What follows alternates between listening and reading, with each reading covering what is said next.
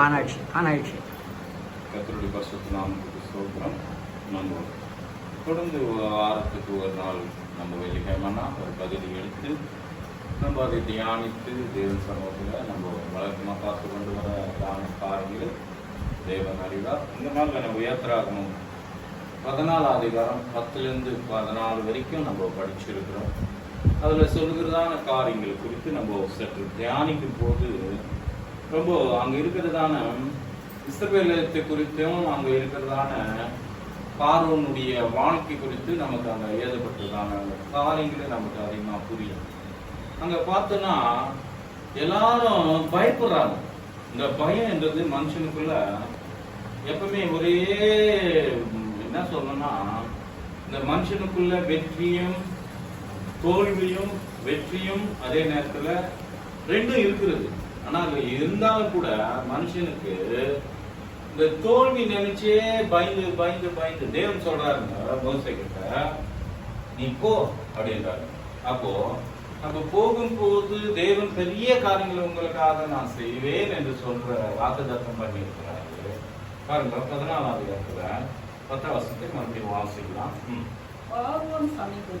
பாருங்க, பார்வோன் சன்னதிக்கு சமீபித்து வரப்போது இஸ்ரவேல் புத்திரர் பாருங்க, தன் இஸ்ரவேல் புத்திரர்களுக்கு சொல்றாருங்க மோசே, தன் கண்களை ஏறெடுத்து பார்த்து பாருங்க, எகிப்தியர் எல்லாம் பின்னால் தொத்தின்னு வராங்க. யாரவே? இஸ்ரவேல் ஜனங்களே. அதுக்கு மிகவும் பயந்தாங்க. பயந்து சம்பவம் எனக்கு நடந்ததுன்னு நம்ம யார் சொல்றாருன்னு பார்க்கும்போது யோபு சொல்றாரு. அதே மாதிரி விசுவாசம் இல்லாத சந்ததியில நீங்க என்ன போயிடுங்க, என்னை விட்டு அகந்து போங்க என்று இயேசு கிறிஸ்து கூட சொல்றது பார்க்க முடியும். ஏன்னா விசுவாசம் உள்ள ஜெபம் பின்னியானிகளை ரட்சிக்கும். விசுவாசம் இல்லாத இடத்துல தேவனே அற்புதம் பண்ண தெரியுங்க. விசுவசிக்கிறவனுக்கு எல்லாம் கூடும். ஏன்னா விசுவாசத்தினால் நீதிமான் பிழைப்பான். விசுவாசத்தினாலே நம்ம எல்லாரும் பிழைக்கிறதுக்கு தேவன் அதிகம் உற்சாகம் இடத்துல தேவன் பிரியமாக்கிறார்கள். யாரெல்லாம் தேவனுக்கு கொடுக்கணும்னு உற்சாகம் நினைக்கிறாங்களோ அவங்களுக்கு பிரியமாக்கிறாரு. ஏன்னா எதுக்காக தேவன் அவர் பிரியமாக்கிறாருன்னா, அவரு இன்னும் சொல்லணும்னா, அவர் உன் பணத்துக்கோ உன் காசுக்கோ உன்னுடைய வெள்ளி பொண்ணுக்கோ அல்ல. தேவன் படிச்ச எல்லா படிப்பிலும் நம்ம படிக்க முடியும். வானமும் பூமியும் என்னது அப்படின்றாருங்க 24ஆம் சங்கீதத்துல. அப்போ எல்லாம் அவருக்குள்ளதான் இருக்குது. இந்த ஆசீர்வாதங்கள் எல்லாம் ஆபிரகாமுக்குள்ள நம்ம தேவன் என்ன பண்ணிருக்காருன்னா ஆசீர்வதிச்சிருக்கிறாரு.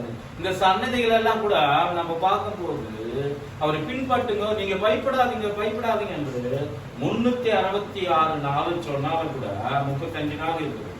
தொடர்ந்து நம்ம பார்க்கும்போது ஒரு நாள் நமக்கு கூட்டி கொடுக்கிற தேவன் சொல்றதுதான் காரியம். எதைக்கும் நீங்க என்ன பண்ணாதீங்க, கவலைப்படாதீங்க, பயப்படாதீங்க. அப்போ பயப்படுதல் வந்து தோல்வியே குறிக்கிறது. அந்த தோல்வி வாழ்க்கையில வந்தா கசப்பு வருது, கண்ணீர் வருது. அதே நேரத்துல நம்ம பேசுற பேச்சு எல்லாமே என்ன ஆகுது, நஷ்டத்துக்கு கொண்டு போகுது. எது எடுத்தாலும் நஷ்டம் கஷ்டம். இது பத்தியே நம்ம பேசுவோம். உள்ளத்தின் நினைவு வாய் பேசுனது போன வாரத்துல நம்ம பார்த்தோம். எத்தனை அதிகாரம் நம்ம வாசிச்சு பார்க்கும்போது மத்திய 12 அதிகாரத்துல நம்ம கவனமா நம்ம வச்சுக்கும் போது நிச்சயமா நமக்கு நீங்க அது மட்டும் இல்ல, வீடியோ வாரம் வாரம் நம்ம அந்த வீடியோ எல்லாம் கூட போடுறோம். நீங்க யூடியூப்ல போயிட்டு ஜீசஸ் லவ் யூ சித்தூர்னு அடிக்கும் போது நிச்சயமா நமக்கு அது தெரியும். அதை நம்ம அதை தொடர்ந்து நம்ம பார்க்கும்போது வாரம் வாரம் இதை இந்த வாரத்தை ஒவ்வொரு சிலர் ஒவ்வொரு வீடியோவே நான் பார்க்கும்போது 67 பேர் 80 பேர் 100 பேர் கூட பார்த்துங்க இருக்கிறாங்க. ஒரு வீடியோவை மட்டும் நாங்கள் போன வாரத்துல இந்த ஒரு பாடலை நாங்கள் பாட இருக்கிறோம். இப்போ பார்க்கும்போது 421 பேர் பார்த்துட்டு இருக்காங்க. அப்போ இந்த 420 பேர் லைக் பண்ணிருக்கிறாங்க. அதுக்காக தேவனுக்கு நன்றி சொல்றேன். ஏன்னா நம்ம எப்படி போய் நம்ம சொல்றோம்னு இல்ல, எப்படியாவது தேவன் நாமத்தை மகிழ்படுத்தணும்ன்றதுதான் அவர் என்ன பண்ணிருக்கிறாருன்னா நம்மை தெரிந்து கொண்டிருக்கிறார். அதனாலதான் மோசேவை கூட தேவன் தெரிஞ்சுக்கிறாருங்க.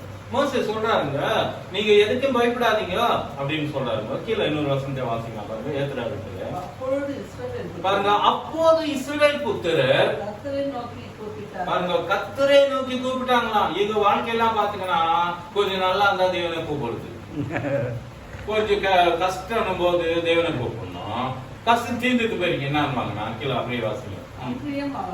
அன்றியும் அவர்கள் மோசேவை நோக்கி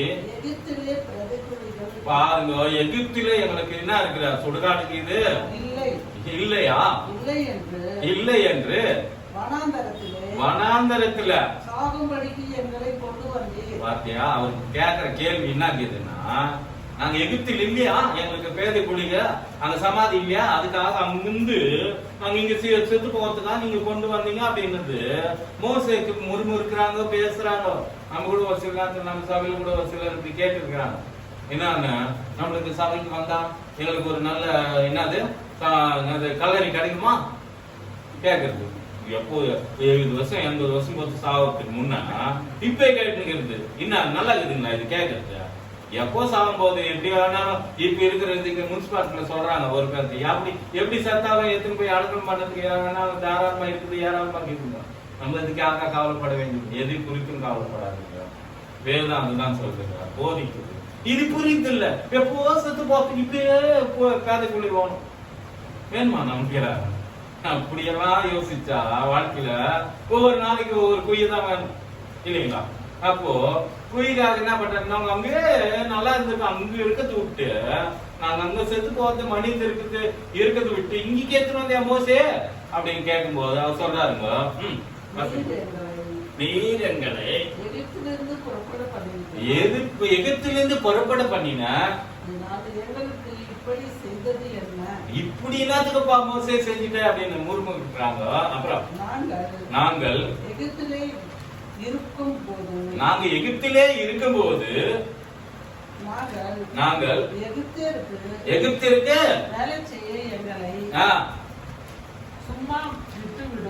பாருங்க, நாங்க அங்கிருந்து தேவனை எவ்வளவு அருமையா எங்களை விடுவிக்கணும்ன்றதுக்காக மோசே மூலமா என்ன பண்ணி இருக்கிறாரு, ரச்சித்து இருக்கிறாரு, வைகாட்டி அங்கிருந்து எத்துன்னு வந்து இருக்கிறாரு ஃபர்ஸ்ட் இல்லைங்களா? எத்துன்னு வந்தது மட்டும் இல்ல, என்ன மோசே கிட்ட என்ன சொல்லிருக்காங்க, விடுவிக்கணும்னு நீ ரசிகரா அவர்களை நடத்து அப்படின்னு கொடுத்தா அங்கிருந்து எங்களை இங்க இட்டு வந்தியா அப்படின்னு கேட்டது மட்டும் இல்லாம திரும்ப என்னை விடுவிக்கிறதுக்கு மட்டும் அங்கிருந்து இங்க சாகிறதுக்கு சொன்னோம் இல்லைங்களா? உங்களுக்குதான் சொன்னேன்லப்பா மோசே என்ன சொல்லி இருக்கிறான், நாங்க அங்கேயே விட்டு இருந்தா நல்லா இருந்திருக்கோம், அந்த அடிமைத்தனத்திலே இருந்தா நல்லா இருந்திருக்கேன் அப்படின்றாங்க. அதுக்கு அவர் சொல்றா இருப்பாங்க, நாங்கள்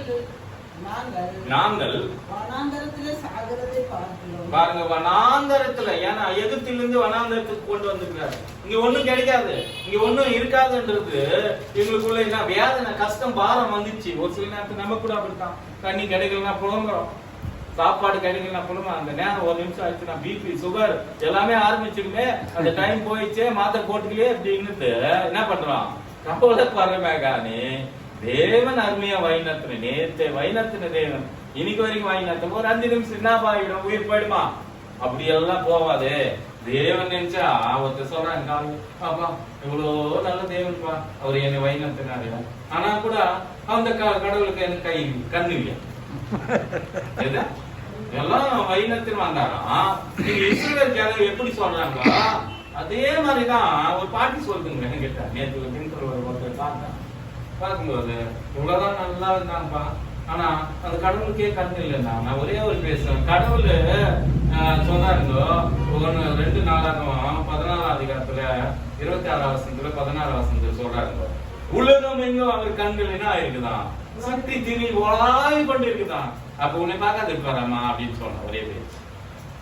அப்புறம் நீதிபதிகள் 15:3 கூட சொல்றாரு, என்ன சொல்றாரு, அவரு நீதிமானவன் அநீதிமானவன் நோக்கி பாக்குறாராம். அப்போ தேவன் பார்த்துருந்தாங்கிறாரு, உனக்கு தெரியலையே, உன் கண்ணுக்கு தெரியலையே, உன் தேவன் பார்க்கறதே உனக்கு புரியல, தெரியல, இன்னும் எப்படி நீ தேவனை நேசிப்ப?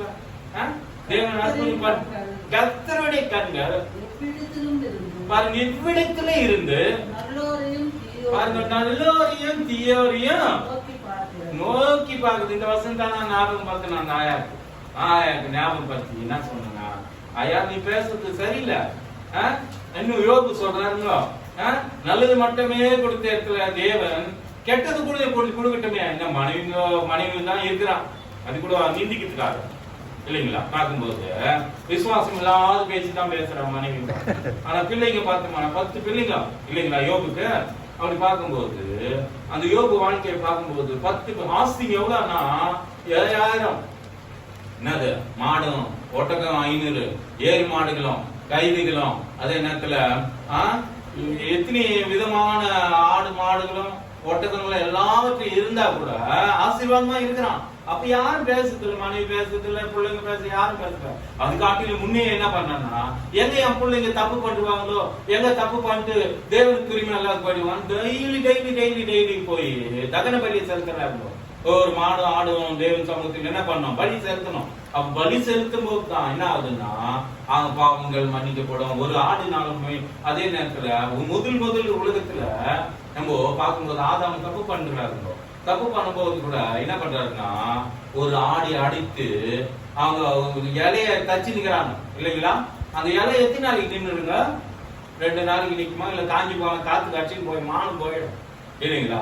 அப்படியாப்பட்ட நிலைமையில தேவன் என்ன பண்றாங்க, ஒரு ஆடி அடிச்சு நல்ல உஸ்தியான அது எப்பவுமே இவங்க எத்தனை நாளைக்குனாலும் அந்த ஓட்டு அந்த தோல் ஆடையை கொடுத்தாருங்க தேவன். எவ்வளவு நல்ல தெய்வம் அந்த தேவன் இல்லைங்களா. நினைக்கும் போதே உள்ளமே ஒருங்குது. ஐயா உமக்காக நான் வாய் வந்தது சொல்றது விட்டு அவர் மேலே குறை சொல்றோம். அவர் என்னதான் கொடுப்பாருங்க, எத்தனைதான் நன்மை செஞ்சாலும் அவர் மேல நமக்கு என்ன இல்லைங்க, கொஞ்ச நேரம் பரீட்சை பண்றோம். 10 தானே வியாதி கொடுக்கும் போது பார்வன் எதையும் கடினமா இருக்குது.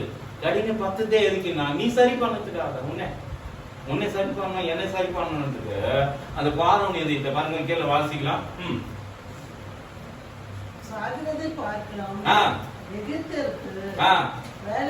இவங்க சொல்றாங்க தேவன் அங்கிருந்து என்னவோ இவங்களை சாவடிக்கிறதுக்கு எகிப்து வந்த மாதிரி எகிப்திலே நாங்க அடிமையா இருந்துட்டு இருந்தா நல்லா இருக்குமே. ஜனங்க வாயிலிருந்து வர வார்த்தைங்க பாருங்க.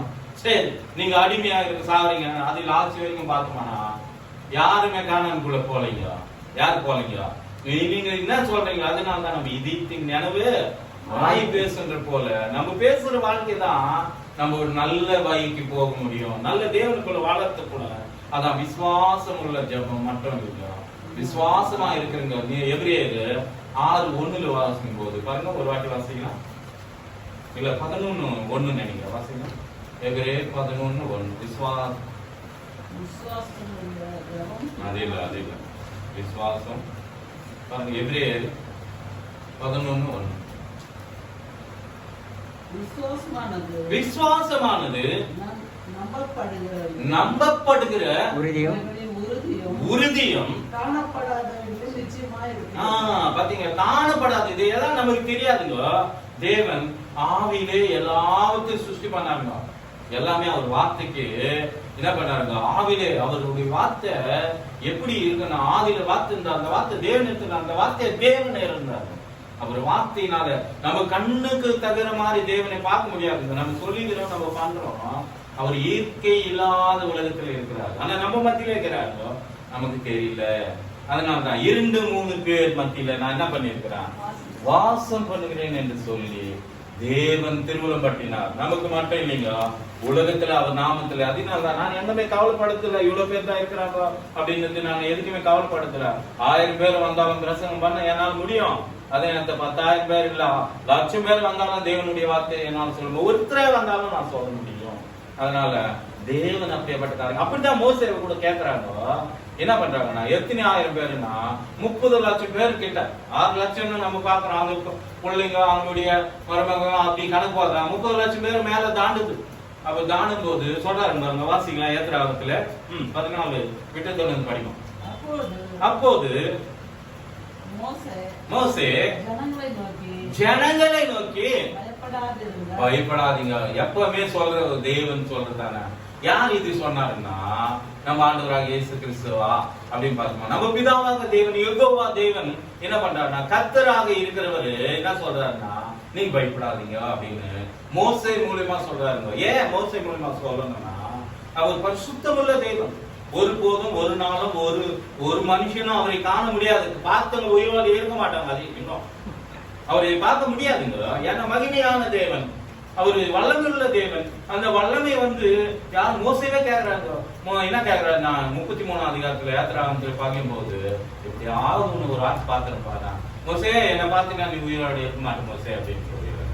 அது மட்டும் எப்படியாவது நான் பார்க்கணும் ஆசைப்பட்டா என் முதுவை கொஞ்சம் என்ன பண்ண, நான் கொஞ்சம் நீ மலை ஓரமா நீ ஒதுங்கி இரு, நான் அப்படி போகும்போது அந்த ஒரு வெளிச்சம் வரும். அப்போ என்ன ஆகுது, நான் அந்த வெளிச்சமானது என்ன பண்றேன்னா